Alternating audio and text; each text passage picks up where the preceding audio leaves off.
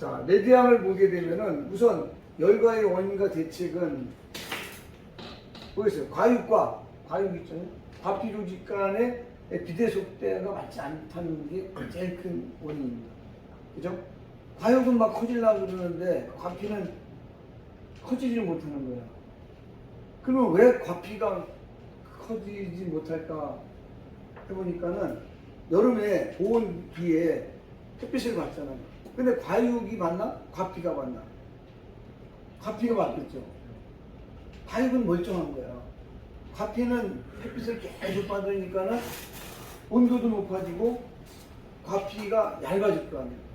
그리고 또 과피가 힘을 못 쓸 거 아니에요. 그죠? 그러니까 과육과 과피가 같이 커진다면은 아무 문제가 없는데 과피는 커지지 않는 반면에 과육만 커지니까 깨지는 거죠. 그러면 왜 과피가 커지지 못하느냐? 계속 고온에 외부 그 요인에 의해서 양분도 흡수 못하고 힘도 없고 하는 상태이기 때문에 과육처럼 과피가 커지지 못하는 거예요. 그래서 깨지는 거예요. 그래서 여름 과실이 고온 건조하게 되면 내부의 과육에 비해서 과피 조직은 강한 강선을 받아서 온도가 상승하겠죠. 그죠? 과육보다는 과피가 온도가 상승할 거 아니야. 그리고 건조한 외기에 접촉하게 되면은 과육은 멀쩡한데 과피는 수분 박탈이 일어나겠죠. 그래서 결국은 과피 조직은 세포의 비대 생장력이 약해지지만은 과육은 과피 조직에 의해서 보호를 받고 있으니까 계속 커지는 거예요. 우리가 생식 생장이 있고 영양 정책이 있는데 모든 것이 같이 가줘야 되는데 과피는 강한 햇빛을 받지 또 외부 요인에 의해서 또 이 수분 박탈이 일어나지 하다 보니까는 과육은 커지는 거에 대해서 과피가 감당을 못해서 결국 깨진다. 어쨌든 원인은 이겁니다. 그죠? 깨지는 게 과피도 이렇게 단단해지고 과육의 성장처럼 과피도 성장해지면 문제가 안 생기는데 과육은 자꾸 커지는데 과피는 커지지 못하니까는 이제 생기는 거라 이거죠. 자, 그러면은 이거에 대한 대책을 한번 대책을 말하기 전에 이 아까 여러분들 중에서도 품종에 대해서도 얘기한 사람이 있지만은 품종에 따라서 열과가 상당히 차이가 있다 하는 것이 이제 발견이 됐어요.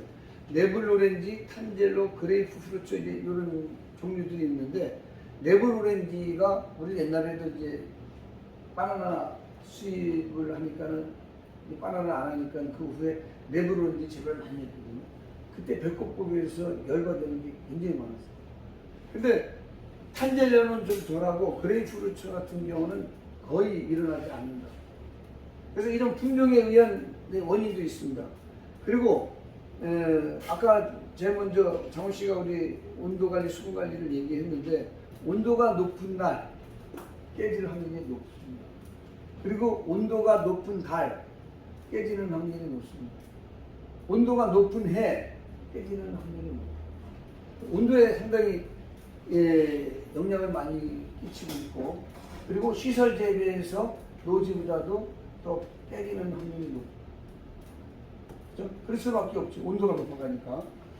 그리고 또 토양 수분 변화가 크면은 깨지는 확률이 높습니다. 토양 수분이 보통 우리가 이제 노지감들도 그렇지만은 7, 8월에 계속해서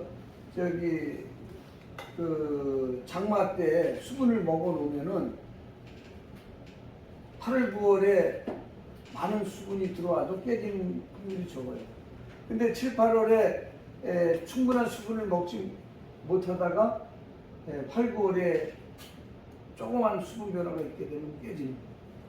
그래서 결론은 우리가 물론 인위적으로 계속 물을 조금씩 계속 준다면은 이 레디암도 견디는 힘이 있고 깨지지 덜 깨지는데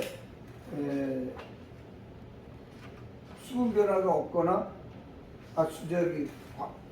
물이 너무 적거나 또 온도가 높은 상황에서 약간의 그 수분만 들어가도 깨진다는 얘기가 나왔습니다. 자, 그 다음에 또 원인을 제가 착가수가 많다는 얘기잖아. 착가수가. 지금 이제 고품질을 생산하고 내장에 대해서 깨지는 거 없이 재배를 잘하는 사람이 누군가 봤더니 적과를 잘하는 사람. 적과를 어떻게 잘하냐면은 상단에는 다 적과를 줘요. 그 상단에는 순을 봐요. 열매 수가 많다는 얘기는 상대적으로 열매가 작다는 얘기예요. 그죠? 열매 수가 보통 우리가 한라봉 같은 경우도 120엽에 150엽을 활용하거든요. 그러니까 노지 같은 경우는 한 2, 30에 열매 하나지만은 망감류 같은 경우는 120엽에 150엽에 하나 정도 열리는 것을 원칙으로 하고 있습니다. 근데 열매가 작다 보면은 정가를 안 하다 보면 열매가 당연히 작고, 그러면 120이 아니라 보통 뭐 100이라든가 심지어는 80이라든가 이런 엽에 하나가 달린다면은 열매가 작아질 수밖에 없는 거예요. 또 열매가 작아진다는 얘기는 아무래도 큰 열매에 비해서 껍질이 약할 수밖에 없어요. 그러니까는 깨지는 겁니다. 그리고 평평한 상태에서 또 많이 까지고. 그리고 이제 이거는 이제 시비 관련해서는 열과 껍질은 가지가 적고 인산이 많기 때문에 그런 증상도 나타나죠. 자, 그래서 어쨌든 이런 원인에 의해서 그럼 어떻게 할 거냐? 레디암은 과실에서의 양수분 흡수력, 그걸 싱크 능력이라고 하는데 타 품종에 대해서 타 품종보다도 강하고 증산량이 많습니다. 한라봉도 그렇지만은 레디암도 증산량이 많아.